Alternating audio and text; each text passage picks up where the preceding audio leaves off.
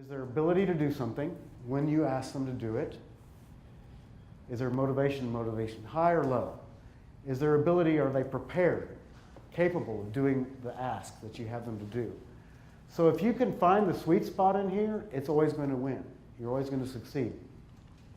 But if you're out here, you're not. So a lot of our volunteer intake previously was up in this kind of nebulous area. You know, we were skirting the line here a lot. But with a new one, I think you're going to see that it's a lot more, makes a lot more sense. But let's look at this in another context. What is something that we do well, that falls within this, that we ask somebody to do something and they're able to do it and they succeed in it? Emails, that's a good one. Join the state call, exactly. You get a reminder, you can join the call, it's easy, whatever. Gather information for us. Gather information. All good stuff. Meetups. Meetups, right. I was thinking of, do any of y'all do rep-a-days in your, so the rep-a-day I think is a really great example, and we may return to this, because, you know, the ability, you can send them a text, hey, call this representative right now. And for the most part, it's an easy ask. They know what to do. Hey, I want you to support SJR 42. They're at their phone, so they can do it, unless they're like, you know, driving or something. And the only question is it, you know, do they want to do it right then, or can they do it? But that's a pretty good example of something that falls in on a regular basis in the sweet spot here. So if we look at everything that we're doing in our organization, and especially in regards to volunteers, with these three contexts, do they want to do it? The motivation. Can they do it? Do they have the ability? And are they able to do it when we ask them to do it? That's important. The trigger. Then we're going to be really successful. Sorry, what was the final one? Pardon? The final one was what? Are they able to do it when we ask them? The trigger, right? Because like if you send somebody a text at 6 in the morning, you know, I'm not going to do it. So now that we know all this human nature crap, how do we get them through the resistance and doing stuff, you know? And again, it's B.J. Fogg. He talks about tiny habits. You know, the more that we can break things down into like the tiniest little easy component, the easier it is for people to do, and the more they'll be able to repeat it. And the more they repeat it, little things become big things. You know, B.J. Fogg talks about when he came up with this concept of tiny habits, he said, you know, I knew I needed to floss my teeth, but I would never do it. And so I decided that I was going to create a trigger, like before going to bed, I will floss 2 teeth. And sure enough, you know, you have a trigger, because you're going to go to bed, right? Floss 2 teeth. And of course, pretty soon 2 teeth becomes 10, becomes your whole mouth, yada, yada, yada. When I first learned this, I decided I was going to have a tiny habit that I needed to do some push-ups. And so I decided that every morning when I poured my first cup of coffee, I was going to do 2 push-ups. Because it was a given that I was going to pour that cup of coffee. That was like, you know, it's probably been 40 years since I haven't had a morning cup of coffee. And so I'd hop down and I'd do 2 push-ups. And of course, 2 push-ups turned to 10 and sometimes even 15. And then threw my shoulder out and I stopped doing that. So, you know, the other thing that I'm going to mention, so yeah, think about tiny habits. Little things that you can have them do. Coming to your conference calls, that kind of stuff. Any little things they can repeat.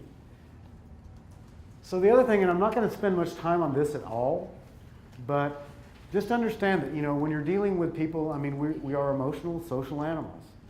And that every emotion that somebody feels has an opposite emotion, right? And so you're going to encounter these emotions in yourself and in your volunteers.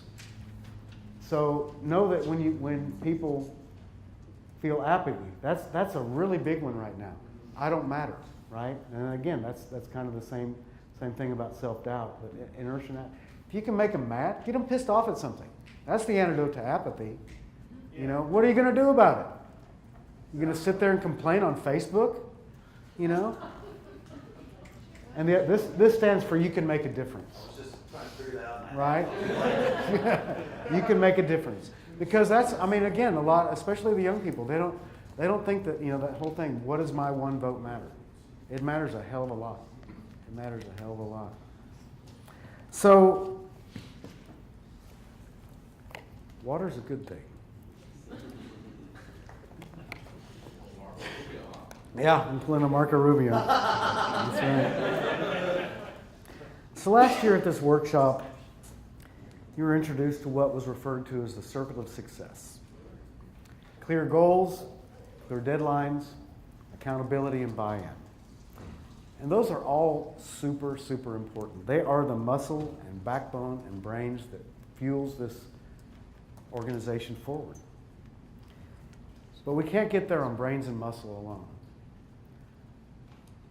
It has to rest on pillars of the heart and the soul. And I believe that those pillars are motivation, reward, fulfillment, and above all, trust. You can get somebody to do something that they don't necessarily want to do a few times, maybe for a little while, but they won't for long. They have to want to do something, and the doing of that something has to feel rewarding to them. Fulfillment is not the same as reward. Fulfillment is a much deeper, ongoing, accumulative feeling of accomplishment and growth. Fulfillment certainly comes in the big moments, the big aha moments, like having a great committee hearing or certainly passing your state.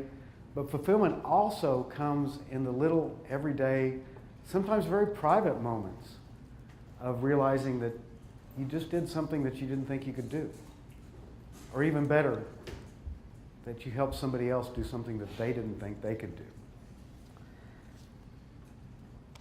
And what holds us all together is trust among ourselves,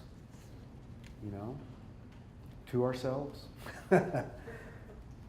Trust is a very scarce and precious commodity these days, especially in politics.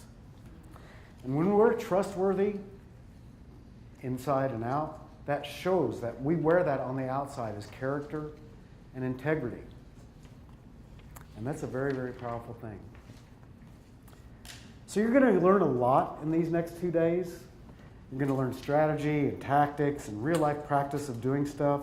And when you combine these things with the heart and soul of what brought you here in the first place, there's no doubt that we can succeed together. So now I'm going to ask you again to think back on why you came to Wolfpack. The real reason. Maybe it was your kids. Maybe it's your parents. Maybe it's your community. Maybe it's the love of your country. Molly Ivins, great Molly Ivins, said it's possible to read the history of this country as one long struggle to extend the liberties established in our Constitution to everyone in America. God damn right, man. Isn't that the truth? It's been a long struggle, and we're not done yet. It's possible to read the history of this country as one long struggle to extend the liberties established in our Constitution to everyone in America. We ain't done yet. We ain't done yet. Molly Ivins, another Texan.